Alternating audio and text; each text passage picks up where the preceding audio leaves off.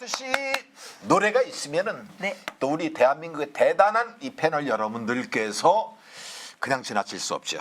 네. 이분들과 함께하는 시간인데 돈이 있으면 시간이 없고 네. 시간이 있으면 돈이 없고 돈과 시간이 있으면 건강이 없더라. 예. 그래서 이분이 필요합니다. 직선제 산부인학회 그리고 또 대한성의학회, 대한집속 초음파학회 학술이사이신 이혜정 산부인과 전문의와 함께합니다. 정진기 톡톡 예. 안녕하세요. 반갑습니다. 네. 오늘은 갱년기에 대해서 한번 얘기를 해보려고 하는데요. 네. 갱년기. 다들 갱년기가 지나가셨나요? 지금도 갱년기 선생님, 전 갱년기가 뭔지 몰라요. 갱년기가 정확히 뭐죠? 저 갱년- 갱년기 올 나이가 아직 아니라서. 여보세요. 갱년기가 두 번씩 올 수도 있죠. 아, 그렇죠. 지금 죄송합니다. 우리 저는 강나연 몰라요. 씨가 지금 세 번째 오는 갱년기라서 이해를 해주시고. 몰라요. 그래서 정확히 뭔지 알고 싶어요.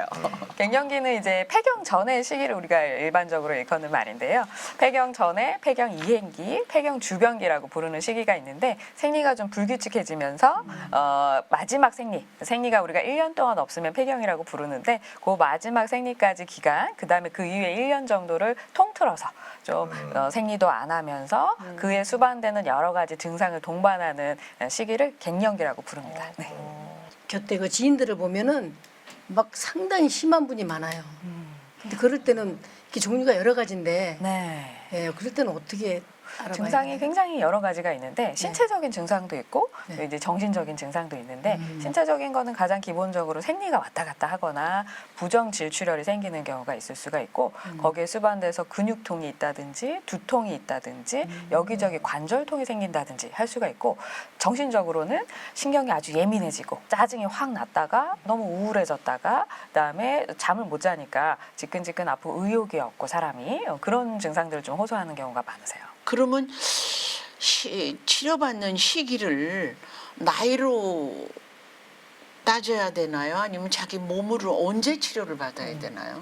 제일 중요한 거는 증상이 있을 때 치료를 고려를 하는 것이 중요하고 증상이 없더라도 요거는 신체적인 증상도 중요하지만 증상이 없이 나타나는 건강상의 변화를 예방하는 것도 중요하거든요. 우리가 갱년기가 되면 여성 호르몬이 나오지 않으니까 골다공증이 생긴다든지 심혈관 질환 확률이 좀 높아진다든지 하기 때문에 그런 걸 예방하기 위해서 호르몬 치료를 좀 시작을 해볼 수가 있어요. 그래서 시기는 많이 힘들다. 내가 갱년기 증상이 너무 힘들어서 일상생활에 지장이 받을 정도다. 그러면 생리가 좀 불규칙해지는 40대 후반 정도부터 치료를 시작하시는 게 좋고 증상이 예방 없다. 차원에서도. 그렇죠. 네.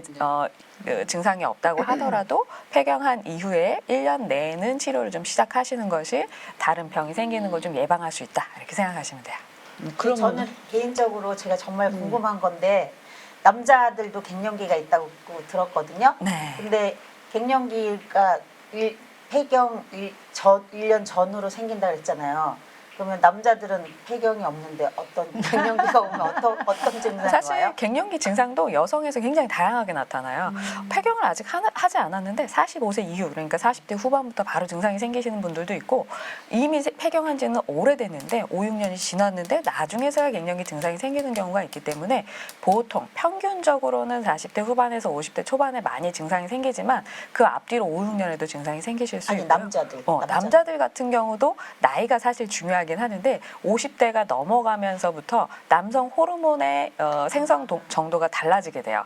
그러면 남성 호르몬을 활발하게 만들다가 그게 줄어들게 되면 그 호르몬 전구체 물질들이 다른 호르몬들로 변환되거나 몸에서 남성 호르몬 역할을 하던 것을 좀 줄이면서 다른 역할을 하게 되거든요. 그러면서 여성에서는 뭐 신경감이 이런 게 나타나겠지만 남성에서는 젊을 때와 조금 달라지는 모습들이 나타나죠. 말이 없던 사람이 말이 많아진다거나 활기차고 막 활동성이 많았던 분들이 계속 생활이 좀 줄어들고 좀 우울감을 나타내기도 하고. 근데 이제 여성에서나 남성에서나 그 시기에 사회적인 어떤 환경의 변화도 굉장히 많이 일어나는 부분이에요. 자녀들도 좀 커서 독립하는 나이기도 하고 사회에서나 혹은 회사에서 지위적으로 좀 변화를 겪는 시기도 하고. 그래서 그런 것들이 좀 복합적으로 나타나는 게 좀 많은 것 같아요.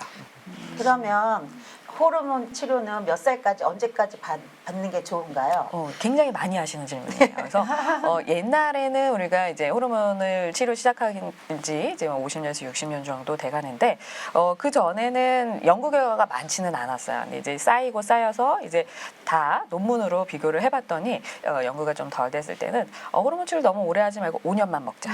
조금 더 길어졌을 때 10년만 먹자. 너무 길게 먹으면 좋지 않다라고 했었는데 연구 결과를 쭉 쌓아서 봤더니 오래 먹는다고 해서 위험도가 더 올라가는 것은 아니다라고 나왔어요. 그래서 내가 너무 5년 먹어서 너무 오래 먹었는데 이런 걱정 때문에 끊으실 필요는 없어요. 다만 오래 먹다 보면 우리가 나이가 많아지잖아요. 그러면 50대 후반, 60대 후반, 10년 사이에 몸이 많이 노화가 되죠. 그래서 없던 혈압 고혈압이 생길 수도 있고 없던 당뇨가 생길 수도 있고 고지혈증도 있을 수 있고 사실은 50대 후반에 당뇨 혈압 있는 분들은 많지 않을 수 있지만 60대 후반 70대가 넘어가면 혈압 당뇨 없는 분들 찾기가 어려워요.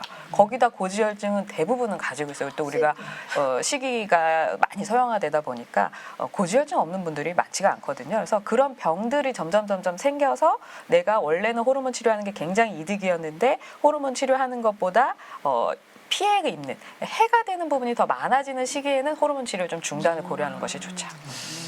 해결 방법은요. 긍정적인 사고를 가지시고 그냥 두 글자만 계속 하십시오. 웃자. 웃자. 웃자. 웃자.